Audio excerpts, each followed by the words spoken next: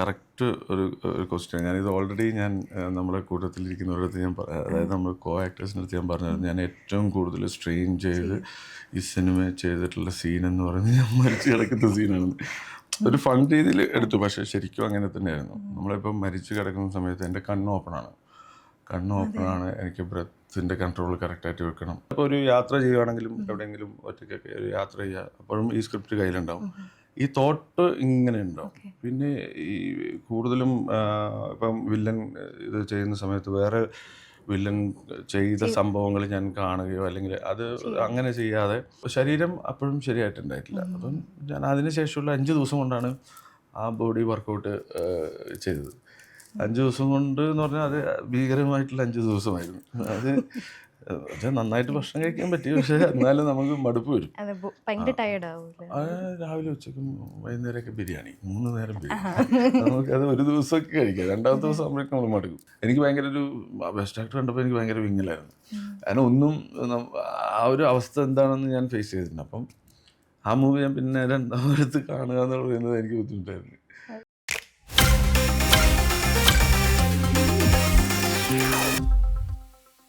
ഇന്ന് വൺ ലൈനിൽ നമ്മുടെ കൂടെയുള്ളത് ആക്ടർ ശിവജിത്ത് പത്മനാഭനാണ്. Sir, welcome to T studios. നമസ്കാരം. ഇപ്പോൾ പ്രാവൻകൂട് ഷാപ്പാണെങ്കിലും അതുപോലെ അതിലെ ക്യാരക്ടർ കൊമ്പൻ ബാബുവിനെ പ്രേക്ഷകർ എല്ലാവരും ഏറ്റെടുത്ത് കഴിഞ്ഞു. ഇപ്പോൾ ചില ആക്ടേഴ്സ് പറയാറുണ്ട്, ഞാൻ ഈ സിനിമയിൽ മരിച്ച് അഭിനയിക്കുമായിരുന്നു എന്നുള്ളത്. ഇപ്പോൾ ഈ സിനിമയിലെ ഒരു സീനിൽ ഇങ്ങനെ മരിച്ച് കിടക്കുമ്പോൾ അവരിങ്ങനെ തർക്കിക്കുന്നുണ്ട് അങ്ങോട്ട്, അപ്പം സാറിന് ഇങ്ങനെ ചവിട്ടുന്നൊക്കെ ഉണ്ട്. അപ്പം നമ്മൾ ആ സീനിൽ അഭിനയിക്കുന്നതിനേക്കാളും കഷ്ടപ്പാടാണ് ആ സീനിൽ ഉണ്ടായിട്ട് അഭിനയിക്കാതിരിക്കുക എന്നുള്ളത്. ആ ഒരു സീൻ എങ്ങനെയാണ് ശരിക്കും ചെയ്തത്? കറക്റ്റ് ഒരു ക്വസ്റ്റ്യൻ. ഞാനിത് ഓൾറെഡി നമ്മുടെ കൂട്ടത്തിലിരിക്കുന്നവരടുത്ത് ഞാൻ അതായത് നമ്മൾ കോ ആക്ടേഴ്സിൻ്റെ അടുത്ത് ഞാൻ പറഞ്ഞായിരുന്നു, ഞാൻ ഏറ്റവും കൂടുതൽ സ്ട്രെയിൻ ചെയ്ത് ഈ സിനിമ ചെയ്തിട്ടുള്ള സീൻ എന്ന് പറയുന്നത് ഞാൻ മരിച്ചു കിടക്കുന്ന സീനാണ്. ഒരു ഫൺ രീതിയിൽ എടുത്തു, പക്ഷേ ശരിക്കും അങ്ങനെ തന്നെയായിരുന്നു. നമ്മളിപ്പം മരിച്ചു കിടക്കുന്ന സമയത്ത് എൻ്റെ കണ്ണ് ഓപ്പണാണ്. എനിക്ക് ബ്രെത്തിൻ്റെ കൺട്രോൾ കറക്റ്റായിട്ട് വെക്കണം. ആ സമയത്ത് ഇവർ എല്ലാവരും കൂടി ഫൈറ്റ് ചെയ്തിട്ട് എൻ്റെ ദേഹത്ത് വരുന്നുണ്ട്. അപ്പം ഇവരെല്ലാവരും പുതിയ ആക്ടേഴ്സാണ്. ഇവർക്ക് ഇതിലെങ്ങനെയാണെന്നുള്ള എൻ്റെ ഒരു എക്സ്പീരിയൻസ് കുറവുണ്ട്. പക്ഷെ എല്ലാവരും ഭീകര ആക്ടേഴ്സാണ്, ഭീകരമായിട്ട് പെർഫോം ചെയ്യുന്നവരാണ്. പക്ഷെ ഇങ്ങനെ ടെക്നിക്കൽ സംഭവങ്ങളുണ്ടല്ലോ, അങ്ങനത്തെ ഇതൊന്നും നോക്കില്ല. ഭയങ്കരമായിട്ട് റിയലിസ്റ്റിക് ആയിട്ട് ഇതൊന്നും അഭിനയിക്കും. എൻ്റെ മുഖത്തൊക്കെ ഒന്നിരുന്ന് പോയിട്ടുണ്ട് അങ്ങനെ. പിന്നെ ദേഹത്ത് ഇങ്ങനെ വീഴുക അങ്ങനെ. അപ്പോൾ ആ സമയത്ത് ഞാൻ ഭയങ്കര സ്ട്രെയിൻ ചെയ്തിട്ടാണ് ആ സംഭവം ചെയ്തിരിക്കുന്നത്. എനിക്ക് ചിരിയോ അല്ലെങ്കിൽ ഒരു മൂവ്മെൻറ്റ് പോലും ഉണ്ടാകാൻ പാടില്ല, കണ്ണ് ബ്ലിങ്ക് ചെയ്യാൻ പാടില്ല, ശ്വാസം കറക്റ്റ് കട്ട് ചെയ്യണം. അത്രയും സമയം ഇവർ ടൈം കുറേ എടുത്തിട്ട് ഇങ്ങനെ ചെയ്യും. അപ്പോൾ ശരിക്കും പറഞ്ഞു കഴിഞ്ഞാൽ ഞാൻ തമാശക്കാണ് പറയുന്നതെങ്കിലും സത്യത്തിൽ നമ്മളിപ്പോൾ ഫൈറ്റ് ചെയ്യുക അതൊക്കെ കാണുമ്പോൾ ആൾക്കാർ ഒരിക്കലും അതായിരിക്കും ഭയങ്കര സ്ട്രെയിൻ ചെയ്തിട്ടുണ്ടാവും. ഞാൻ ഇതിന് നല്ല സ്ട്രെയിൻ ചെയ്ത് നമ്മളത് തിയേറ്ററിൽ ഞാൻ കണ്ടപ്പോൾ ഞാനും ശരിക്കും ഇപ്പം ചവിട്ടൊക്കെ കിട്ടിയപ്പോൾ ഞാനും പെട്ടെന്ന് ഇങ്ങനെ ശ്വാസം. അതൊരു വൈഡ് ഷോട്ടും കൂടി ആണ്, അപ്പം നമുക്ക് കറക്റ്റായിട്ട് നമ്മളത് കാണിക്കണം. അതൊരു നല്ല ജോലി. ഞങ്ങളൊരു ചർച്ച ചെയ്ത ഒരു കാര്യമാണ്. ഇപ്പം ഈ കൽക്കിയിലെ അമർനാഥ് എന്നുള്ള ഒരു ക്യാരക്ടറും അതുപോലെ കൊമ്പൻ ബാബു, ഇപ്പം രണ്ട് ഗ്രേ ഷെയ്ഡ് ആയിട്ടുള്ള ക്യാരക്ടേഴ്സാണ്. പക്ഷേ അത് 2 വില്ലനിസത്തിൻ്റെ ഒരു മീറ്റർ ഡിഫറൻസ് ആണ്. അപ്പോൾ ഈ ഒരു കൊമ്പൻ ബാബു എന്നുള്ള ഒരു ക്യാരക്ടർ വന്നപ്പം അതിനെങ്ങനെ പോർട്രേറ്റ് ചെയ്യാം എന്നാണ് പ്ലാൻ ചെയ്തത്?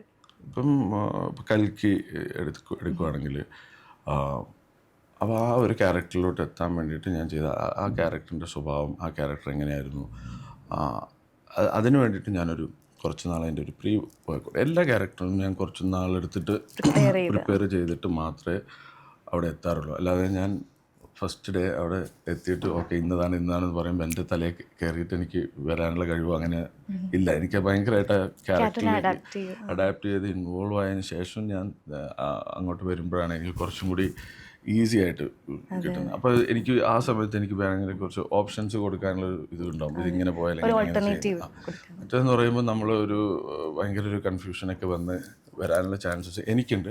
പക്ഷെ ഇതൊന്നും ഇല്ലാതെ വളരെ ഈസി ആയിട്ട് വന്നിട്ട് ചെയ്യുന്ന എത്രയോ ആക്ടേഴ്സ് ഇവിടെ ഉണ്ട്. അതൊക്കെ ഭയങ്കര എക്സ്പീരിയൻസ് കൂടുമ്പോഴും അവർക്ക് ആ ഒരു കഴിവുണ്ടാകുമ്പോഴും ഉള്ളതാണ്. എൻ്റെ ഒരു ഇതെന്ന് പറഞ്ഞാൽ ഒരു കഥാപാത്രം കേട്ടതിന് ശേഷം ഞാൻ പിന്നെ അതിനെക്കുറിച്ചുള്ള ചിന്തകളായിരിക്കും. ഏതൊക്കെ രീതിയിൽ ഈ കഥാപാത്രത്തിനെ നമുക്ക് നല്ല രീതിയിൽ എനിക്ക് ഇത് വരാൻ പറ്റും. പിന്നെ ഡയറക്ടറുമായിട്ട് ഞാൻ കൂടുതൽ സംസാരിക്കും. സ്ക്രിപ്റ്റ് ചിലപ്പോൾ 1, 2, 3 പ്രാവശ്യമായിട്ട് ഇങ്ങനെ വായിച്ചുകൊണ്ടിരിക്കും. പിന്നെ ഇങ്ങനെ ഉറക്കത്തിലും എല്ലാം ഇങ്ങനെ ആ സമയത്ത് ഞാൻ ഒറ്റയ്ക്കായിരിക്കും. കൂടുതൽ ഫ്രണ്ട്സുമായിട്ടുള്ള ഇങ്ങനെ ഹാങ് ഔട്ട് ഒന്നും ഉണ്ടാവില്ല. അങ്ങനെ ചിലപ്പോൾ ഒരു യാത്ര ചെയ്യുകയാണെങ്കിലും എവിടെയെങ്കിലും ഒറ്റയ്ക്കൊക്കെ ഒരു യാത്ര ചെയ്യുക, അപ്പോഴും ഈ സ്ക്രിപ്റ്റ് കയ്യിലുണ്ടാവും. ഈ തോട്ട് ഇങ്ങനെ ഉണ്ടാവും. പിന്നെ ഈ കൂടുതലും ഇപ്പം വില്ലൻ ഇത് ചെയ്യുന്ന സമയത്ത് വേറെ വില്ലൻ ചെയ്ത സംഭവങ്ങൾ ഞാൻ കാണുകയോ അല്ലെങ്കിൽ അത് അങ്ങനെ ചെയ്യാതെ എൻ്റേതായിട്ടൊരു സാധനം കൊണ്ടുവരാൻ വേണ്ടി ശ്രമിക്കുക. അത് അങ്ങനെ ആ ശ്രമമാണ് നടക്കുന്നത്. അങ്ങനെ റെഫറൻസ് അങ്ങനെയൊന്നും എടുക്കില്ല. റെഫറൻസ് ഞാൻ പറഞ്ഞിട്ടുണ്ടായിരുന്നു. ഈ കൽക്കിയിലെ ശരിക്കും റെഫറൻസ് എന്ന് പറഞ്ഞു കഴിഞ്ഞാൽ ഞാൻ ആദ്യം വിചാരിച്ചു എന്തെങ്കിലും ഒരു ഭയങ്കര കൾട്ട് പരിപാടിയാണ്, അപ്പോൾ എന്തെങ്കിലും ഒരു സംഭവം ചെയ്യണമെന്ന് പറഞ്ഞിട്ട് ആദ്യത്തെ എൻ്റെ പ്ലാൻ എന്ന് പറഞ്ഞു കഴിഞ്ഞാൽ കുറച്ചും കൂടി ഹോളിവുഡിലേക്ക് കുറച്ച് മൂവീസൊക്കെ ഒന്ന് കണ്ടാലോ എന്ന് പ്ലാൻ ചെയ്തു. ഞാൻ അങ്ങനെ കാണുമ്പോൾ ചിലപ്പോൾ ഏതെങ്കിലും ഒരു സംഭവം എനിക്ക് വന്നു കഴിഞ്ഞാൽ അതൊരു കോപ്പി ചെയ്ത പോലെ ആവും. അപ്പം അത് വേണ്ട. അങ്ങനെ അറിയാതെ ഞാൻ മൊബൈലിൽ ഇങ്ങനെ കണ്ടതാണ് ഒരു ലയൺ വീഡിയോ, ലയൺസിൻ്റെ വീഡിയോ. അപ്പം അതിന് കണ്ടപ്പോൾ എനിക്ക് എന്തോ ഒരു രസം തോന്നി. അങ്ങനെ ഞാൻ വെറുതെ അതിൻ്റെ കുറേ ലയൺസിൻ്റെ കുറേ അവരുടെ അറ്റാക്കുകൾ, അവരുടെ ആറ്റിറ്റ്യൂഡുകൾ കണ്ടു. ശരിക്കും പറഞ്ഞു കഴിഞ്ഞാൽ നോക്കിയാൽ മനസ്സിലാവും, ഒരു ആ ലയണിനെ വളരെയധികം ഞാൻ ഒരുപാട് വീഡിയോസ് കണ്ടിട്ടുണ്ട്. ആയിരക്കണക്കിന് വീഡിയോസ് ഇങ്ങനെ ഇരുന്ന് കണ്ടിട്ട് അതിൽ നിന്ന് കിട്ടിയിട്ടുള്ളൊരു ആറ്റിറ്റ്യൂഡ് ഞാൻ അതിൽ ഇടാൻ ശ്രമിച്ചിട്ടുണ്ട്. അതായത് ഒരു ഡെഡായി ഒരു സാധനം, അതായത് ഇമോഷൻസിൻ്റെ സാധനം. അയാൾ എപ്പോഴും ഒരു ഡെഡായി മൂടുണ്ടാകും. എന്ത് പറയുമ്പോഴും ചെയ്യുമ്പോഴും ഒക്കെ ആ കണ്ണിനൊരു ഫോക്കസ് എന്ന് പറയുന്ന ഒരു സംഭവമായിരിക്കും. പിന്നെ പുള്ളി തന്നെ ഭയങ്കര പെട്ടെന്ന് ഇങ്ങനെ അലറി വിളിച്ചു എല്ലാം കൂടി ചെയ്യുന്ന ഒരു പരിപാടിയില്ല. എല്ലാം ഭയങ്കര കാം ഡൗൺ ചെയ്തിട്ട് സെറ്റിലായിട്ട് കൊല്ലുന്ന രീതിയിൽ വ്യത്യാസമുണ്ട്. അപ്പം അതുകൊണ്ട് ഡയറക്ടറിനും കൂടിയിട്ടുള്ളൊരു ഡയറക്ടറും കൂടി പറഞ്ഞ അത് ആസ്വാദനം, അത് ആസ്വദിച്ചിട്ട് അയാളുടെ മരണം ആസ്വദിക്കുക. പല രീതിയിലുള്ള ഇതുണ്ട്. അപ്പം അതിലെൻ്റെ അനിയനെ കൊല്ലുന്ന സീനിൽ ഞാൻ അതിൻ്റെ ഒരു വേറൊരു വേർഷൻ എന്ന് പറഞ്ഞു കഴിഞ്ഞാൽ എല്ലാം ആസ്വദിക്കുന്ന ആൾ അവിടെ മാത്രം ഈ കുത്തുന്ന സമയത്ത് മുകളിലോട്ട് നോക്കുന്ന ഒരു സംഭവം കൊടുത്തിട്ടുണ്ട്. കാരണം അപ്പോഴും അയാളുടെ കണ്ണിൽ വേറെ വികാരങ്ങളോ വിഷമങ്ങളോ കാണിക്കാതെ ആ ഒരൊറ്റ ലുക്കിൽ അങ്ങനെയൊക്കെയുള്ളൊരു ചെറിയ ചെറിയ പരിപാടികളാണ്. അപ്പം ഇങ്ങനെ ആണ് ആ ഒരു ക്യാരക്ടറിലേക്ക് ഞാൻ എത്തിയത്. ഇപ്പം കൊമ്പൻ ബാബു പിന്നെ ഞാൻ അതിനുശേഷം ഞാൻ തീരുമാനിക്കുന്നത് വെച്ചാൽ ഇനി ഇതുപോലുള്ള സെയിം ക്യാരക്ടർ സംഭവങ്ങളും കാര്യങ്ങളൊക്കെ വന്നു കഴിഞ്ഞാൽ അങ്ങനെ ചെയ്യാനും ഇഷ്ടമല്ല. ആ വില്ലൻസത്തിൽ നിന്ന് വേറൊരു പല ടൈപ്പ് എനിക്ക് കിടക്കുമല്ലേ, ഒരുപാട് വേർഷൻസ് ഉണ്ട്. അപ്പോൾ അങ്ങനെയുള്ള പല വേർഷൻസ് എനിക്ക് ചലഞ്ചിങ് ആയിട്ട് തോന്നിയത് ചെയ്യുമ്പോൾ അതിനൊരു എനിക്കും ചെയ്തത് ചെയ്തു എന്നുള്ളൊരു സാധനം വരില്ല, ബോറടിക്കില്ല. അങ്ങനത്തെ ഒരു ഇതുണ്ട്. അങ്ങനെ ഇപ്പോൾ കൊമ്പൻ ബാബു എനിക്ക് വന്നപ്പോൾ ഫസ്റ്റ് തന്നെ നമ്മൾ വലിയൊരു പ്രൊഡക്ഷൻ, അൻവർഗയുടെ പ്രൊഡക്ഷൻ വിളി വരുമ്പോൾ തന്നെ അതൊരു വലിയ സന്തോഷമാണ്. നമ്മൾക്ക് ഒരു ഡ്രീം ടീമാണ്. അപ്പോൾ അവിടെ വന്ന് ഈ സംഭവങ്ങൾ കേട്ടു. ലുക്കിനെ കുറിച്ച് ആദ്യം അങ്ങനെ പറഞ്ഞില്ല. എനിക്ക് താടിയുള്ള ഒരു സമയമായിരുന്നു, നല്ല താടിയൊക്കെയുള്ള കുറേ താടി വെച്ചിട്ടുള്ള പരിപാടി ചെയ്തു. അപ്പം ഇതിങ്ങനെ വായിച്ചപ്പോഴേ എനിക്ക് മനസ്സിലായി കൊമ്പൻ ബാബു എന്ന് പറയുന്ന ഒരു സംഭവം ഒരു ഇച്ചിരി വൈൽഡ് ആയിട്ടുള്ള അയാളുടെ ഒരു ക്യാരക്ടർ, ഒരു ഒറ്റ ബുദ്ധി, അങ്ങനെ ഒരു ഇതാണ്. അപ്പം കള്ള് ഷാപ്പ് ഒക്കെ നടത്തുന്ന അല്ലെങ്കിൽ ഇതെല്ലാം കൺട്രോൾ ചെയ്യുന്ന ഒരാളാണ്. പിന്നെ പുള്ളിനെ സംബന്ധിച്ചിടത്തോളം ആ ചെയ്യുന്ന സമയത്തുള്ള ഇതേ ഉള്ളൂ. അത് കഴിഞ്ഞാൽ പിന്നെ കുഴപ്പമില്ല. ആ ഷാപ്പിലുള്ള ഫൈറ്റ് എന്ന് പറയുന്നത് അത്രയും പേരായിട്ട് ഫൈറ്റ് ചെയ്തിട്ട് പിന്നീട് ഈ ടീമുകളെല്ലാം മരിക്കുന്ന സമയത്ത് എല്ലാവരും അവിടെ ഉണ്ടായിരുന്നു, അവിടെ ഇരുന്ന് കള്ളൊക്കെ കുടിക്കുന്നുണ്ട്. അപ്പോൾ പുള്ളിനെ സംബന്ധിച്ചിടത്തോളം അവർ വരേണ്ട അങ്ങനെയുള്ള റെസ്ട്രിക്ഷൻസ് ഒന്നുമില്ല. അടി കൊടുക്കുന്ന സമയത്ത് അടി കൊടുത്ത് തീർന്നു. അങ്ങനെയുള്ളൊരു ക്യാരക്ടറാണ്. വേറെ ഒന്നും മനസ്സിൽ വെച്ചിട്ട് ഇങ്ങനെ നിൽക്കില്ല. അതിനൊരു 10 പേരെ കൊണ്ടുപോകില്ല, പുള്ളി ഒറ്റയ്ക്കാണ് പോവുക. അപ്പം അപ്പോൾ ഒറ്റയാൻ എന്ന് പറയുന്ന ഒരു സാധനം മനസ്സിലിങ്ങനെ കയറി. അങ്ങനെയാണല്ലോ ഒറ്റയാൻ്റെ ഒരു ക്യാരക്ടർ, അങ്ങനെയാണല്ലോ. അപ്പം പിന്നെന്ന് പറഞ്ഞാൽ ഈ ഒരു ഫൈറ്റിൻ്റെ ഒരു ഡിഫറെൻറ്റ് ഒരു സംഭവം എന്തായാലും ഉണ്ടാകുമെന്ന് മനസ്സിലായി. കാരണം ഒരു നാടൻ ഫൈറ്റ് ആയിരിക്കും. പുള്ളിക്ക് വേറെ ഒന്നും അറിയില്ല. കുറച്ച് വൈൽഡ് കിട്ടിയ സംഭവം എടുത്ത് അടിക്കുക, കൊല്ലുക, ചവിടുക, ഇങ്ങനെയുള്ള സംഭവങ്ങൾ. അത് ഞാൻ പറഞ്ഞ ഈ ഒരു സിനിമയുടെ ഒരു ഹൈ പീക്ക് മൊമെന്റ് എന്ന് പറയുന്നത് ആ ഒരു ടോയ്ലറ്റ് പെയിന്റിങ്, ആ ഒരു പരിപാടി.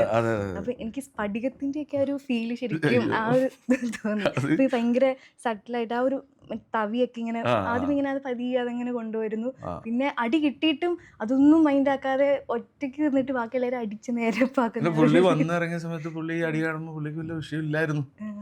പക്ഷെ പുള്ളി ചോദിക്കുന്നുണ്ട് എന്താ പെയിന്റ് പണിയാണെന്ന് ചോദിച്ചിട്ട് ഇങ്ങനെ കയറുന്ന സമയത്ത് പുള്ളിനെ ഒരു മോശമായിട്ട് താല്പര്യപ്പെടാത്ത സംസാരിച്ചപ്പോഴാണ് പുള്ളിക്ക് അത് വേണ്ട. അപ്പോഴും പുള്ളി അവിടെ ഇതൊക്കെ എടുത്ത് കൂളായിട്ട് വളരെ രസമായിട്ട് എൻജോയ് ചെയ്തൊരു സിഗരറ്റൊക്കെ വലിച്ച് തവിയൊക്കെ എടുത്തിട്ട് പുള്ളി ടൈം എടുത്തിട്ട് പുള്ളി ഇനി ഒരു വേറൊരു എക്സ്റ്റസിയിലോട്ട് പോകാൻ വേണ്ടിയിട്ട് പുള്ളി ഇങ്ങനെ പോവാണ്. പുള്ളിക്ക് അതൊരു ഇഷ്ടമുള്ള പരിപാടിയാണ്.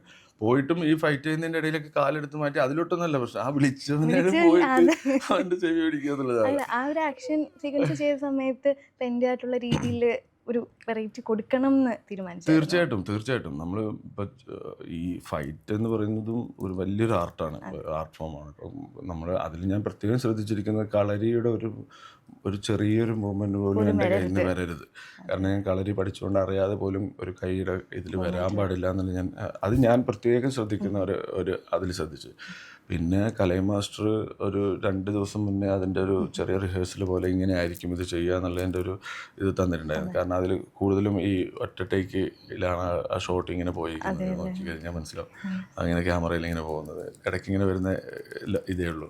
അപ്പം നമ്മൾ ശരിക്കും ഈ ഫൈറ്റ് ഇനി ചെയ്യേണ്ട, ഓക്കെ ഇത് കഴിഞ്ഞിട്ട് ഇത് ചെയ്യണം എല്ലാം നമ്മുടെ മനസ്സിൽ വേണം. അപ്പം ഒന്ന് പഠിച്ച് മനസ്സിലിരിക്കുന്ന, അപ്പോൾ ആ സ്പോട്ടിൽ ഇതുവരെ അങ്ങനെ ഒരു പരിപാടി എന്നുള്ള പറഞ്ഞാൽ കളരി മാത്രം പഠിച്ചു. പക്ഷെ കളരി പഠിച്ചാലും നമ്മൾ കൊറിയോഗ്രാഫ് ചെയ്യുന്നത് കൂടുതലും 1-2 ദിവസം മുന്നേ അല്ലെങ്കിൽ ആ സമയത്തൊക്കെ ചെയ്യുന്ന സമയമുണ്ട്. പക്ഷെ ഇതേപോലെ റിഹേഴ്സൽ ചെയ്തിട്ട് പിന്നെ എന്താണെന്ന് അറിഞ്ഞിട്ടാണ് അവിടെ പോകുന്നത്. അപ്പം റിഹേഴ്സൽ ചെയ്യുന്ന സമയത്ത് നമുക്ക് ഈ പറഞ്ഞ പോലെ ഇതൊന്നുമില്ല, ചുമ്മാ ഈ പറയില്ലല്ലോ ഈ ഒരു സ്പേസിലാണ്. നമ്മൾ അവിടെ എത്തുമ്പോഴേക്ക് ആ സ്പേസ് മനസ്സിലാക്കുന്ന അവിടെ നിന്നാണ്.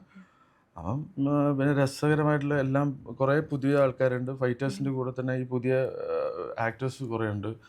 ഗംഭീരമായിട്ട് ഭയങ്കര രസമാണ് അവരുടെ കൂടെ അഭിനയിച്ചുകൊണ്ടിരിക്കുന്നത്. സ്പോട്ടിൽ എന്തെങ്കിലും ഒരു ഇത് കൊടുത്തിരുന്ന എന്തെങ്കിലും ഒരു ആക്ഷൻ?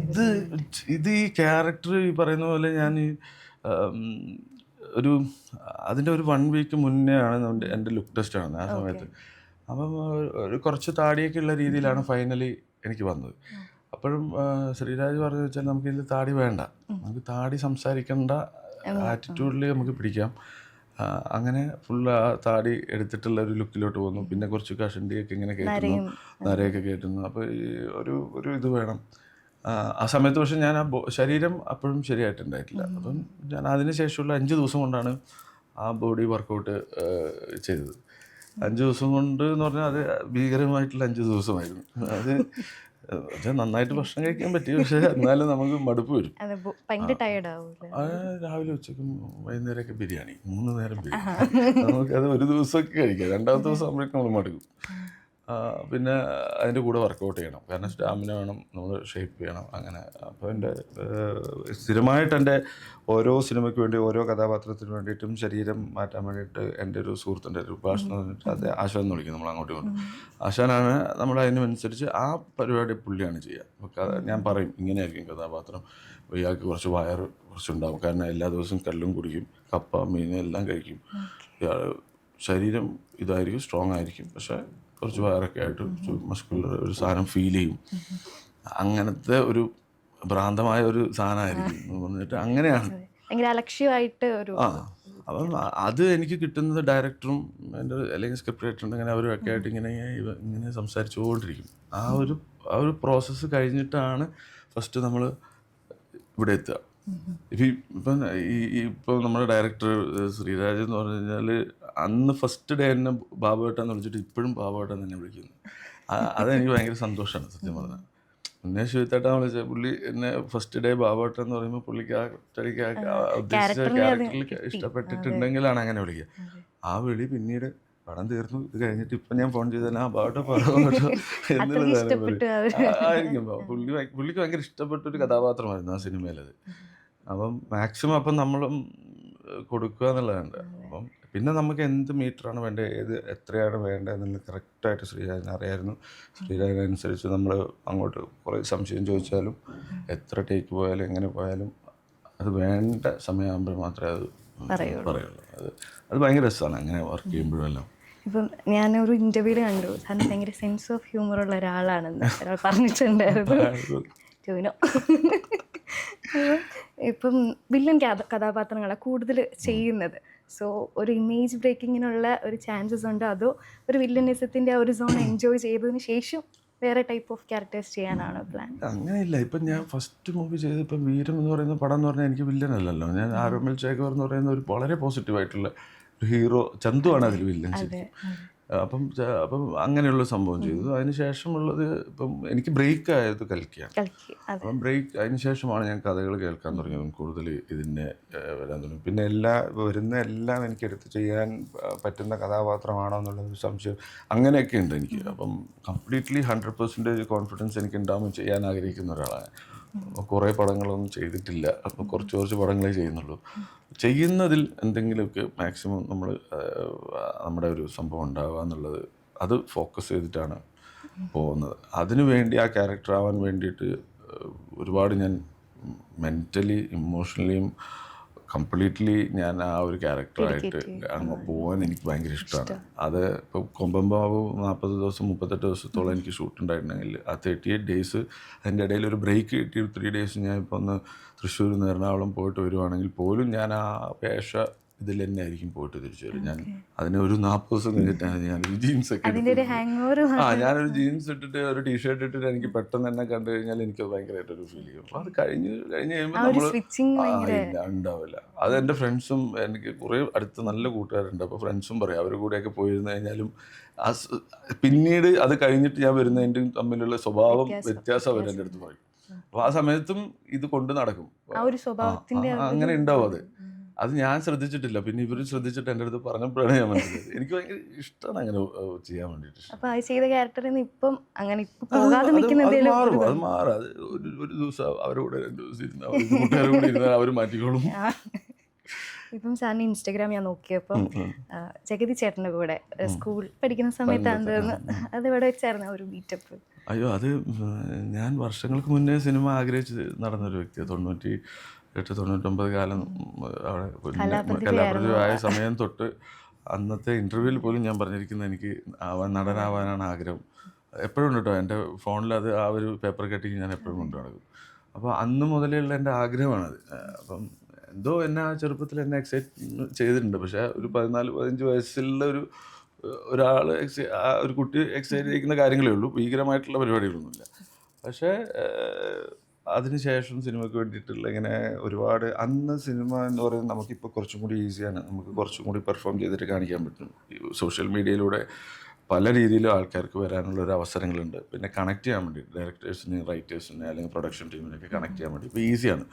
അവർക്ക് വെബ്സൈറ്റുകൾ കാര്യങ്ങളുണ്ട്, നമുക്ക് അവരുടെ ഓഫീസിൽ പോകാം, കാര്യങ്ങൾ കൊടുക്കാം. അന്ന് നമുക്ക് അറിയില്ല. പിന്നെ എന്നെ സംബന്ധിച്ചിടത്തോളം ഞാൻ കണ്ണൂർ, അവിടുന്ന് ഒരു തളിപ്പറമ്പ് തലവിൽ എന്ന് പറയുന്ന ഒരു ഗ്രാമത്തിലാണ്. അവിടുന്ന് ഈ ലോകം എന്താണെന്ന് പോലും അറിയാതെയാണ് ഞാൻ ഇതിലോട്ട് വന്നത്.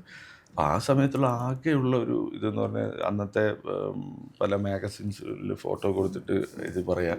പിന്നെ കുറേ സിനിമ സെറ്റുകളിൽ പോയിട്ട് അവിടെ പോയിട്ട് നമ്മൾ ചോദിക്കാം. അങ്ങനെ പോയ ഒരു സെറ്റിലാണ് ജയചേട്ടൻ്റെ കൂടെയുള്ള ഫോട്ടോ ഞാൻ എടുത്തത്. അത്രയും ചെറുപ്പത്തിൽ ആ സമയത്ത്. അന്ന് ഞാൻ ജയറാം ചേട്ടനെ കണ്ടിട്ടുണ്ടായിരുന്നു, ഇന്നസെൻ്റ് ചേട്ടനെ കണ്ടിട്ടുണ്ടായിരുന്നു, ദിവ്യാമണിനെ കണ്ടിട്ടുണ്ടായിരുന്നു. ഇവരൊക്കെ കൂടെയുള്ള ചെറിയ ഫോട്ടോസൊക്കെ എൻ്റെ കയ്യിലുണ്ട്. പിന്നെ കന്മതത്തിൻ്റെ ഷൂട്ടിംഗ് ലൊക്കേഷനിൽ ഞാൻ പാലക്കാട് ആ ഭാഗത്ത് എവിടെ എനിക്ക് ഓർമ്മയിൽ അങ്ങനെ ഞാൻ പോയിട്ടുണ്ട്. പിന്നെ അങ്ങനെ കുറേ ഇങ്ങനെ പോവും. അതല്ലാതെ വേറെ വഴിയില്ല. പിന്നെ ഈ ഓഡീഷൻസൊക്കെ ഇവർ എന്തെങ്കിലും മാഗസിൻ്റെ പുറകിലൊക്കെ വരുന്ന ഓഡീഷൻസിന് നമ്മൾ അയച്ചിട്ട് അവർ വിളിക്കുമ്പോൾ അപ്പോൾ ട്രിവാൻഡ്രം പോവാം. യാത്ര ചെയ്ത് നമ്മൾ പോവാം. നമ്മൾ ശരിക്കും പറഞ്ഞാൽ ബെസ്റ്റ് ആക്ടർ മൂവി എന്ന് പറയുന്ന മൂവി കാണുമ്പോൾ എനിക്ക് ഭയങ്കരമായിട്ട് എന്നെ കണക്ട് ചെയ്യാൻ പറ്റിയിട്ടുണ്ട്. അപ്പം ചിലപ്പോൾ അതിലും കൂടുതലും വേറെ രീതിയിലൊക്കെ എൻ്റെ ലൈഫിലൊക്കെ അനുഭവങ്ങൾ ഉണ്ടായിട്ടുണ്ടെന്ന് അങ്ങനെ ഒരു ഇതുണ്ട്. എനിക്ക് ഭയങ്കര ഒരു ബെസ്റ്റ് ആക്ടർ കണ്ടപ്പോൾ എനിക്ക് ഭയങ്കര വിങ്ങലായിരുന്നു. കാരണം ഒന്നും ആ ഒരു അവസ്ഥ എന്താണെന്ന് ഞാൻ ഫേസ് ചെയ്തിട്ടുണ്ട്. അപ്പം ആ മൂവി ഞാൻ പിന്നെ രണ്ടാമത് കാണുക എന്ന് പറയുന്നത് എനിക്ക് ബുദ്ധിമുട്ടായിരുന്നു. റിലീസ് ചെയ്താൽ ഞാൻ തിയേറ്ററിൽ തന്നെ പോയി കാണാൻ പറ്റും, ആഗ്രഹിക്കുന്ന പടം തന്നെയാണ്. അപ്പോൾ അങ്ങനെ. പക്ഷേ അതിലെ സ്റ്റോറി എന്ന് പറയുന്നത് ചന്തുവിനെ നമ്മൾ കുറച്ച് നന്മയുള്ള ആളായിട്ട് ഇത് ശരിക്കും എന്ന് പറഞ്ഞു കഴിഞ്ഞാൽ അത് MT സാറിൻ്റെ എഴുത്തിൻ്റെ ശക്തിയാണ്. നമുക്ക് വേറെ രീതിയിൽ ഇനി ചിന്തിക്കാൻ പറ്റാത്ത രീതിയിലോട്ട് അതാക്കി. ഒരുപാട് പരീക്ഷണങ്ങൾ നമ്മൾ ഫേസ് ചെയ്യേണ്ടി വരും. ഒരു എൻഡിലെത്തുമ്പോഴായിരിക്കും നമുക്കത് സ്റ്റോപ്പ് ചെയ്യാൻ മതിയായി, ഇനി ഇത് നമുക്ക് പറഞ്ഞിട്ടില്ല എന്നുള്ളതൊക്കെ തോന്നുക. പക്ഷേ അവിടെ നിന്ന് ഒരു സ്റ്റെപ്പും കൂടി എടുക്കുമ്പോഴായിരിക്കും നമ്മുടെ ഇത് വരിക. എന്നെ സംബന്ധിച്ചിടത്തോളം എന്ന് പറഞ്ഞാൽ ഞാൻ ജോലി എടുത്തു, എന്നോട് പറ്റുന്നില്ല, ഞാൻ അതിൻ്റെ പുറകെ നടന്ന് ഓരോരോ ചെയ്യാത്ത പണികളില്ല, അങ്ങനെ നടന്ന് വേറെ ബുദ്ധിമുട്ടുകളൊന്നും ഇല്ലാക്കാതെ മാക്സിമം ഇങ്ങനെ വന്നതാണ്. എന്നിട്ടും എനിക്ക് പറ്റാതെ വന്നപ്പോൾ ഞാൻ പുറത്തോട്ട് പോകാനുള്ള വിസ എടുക്കുന്നു, പോകാനുള്ള പ്ലാനൊക്കെ ചെയ്യുന്ന സമയത്ത്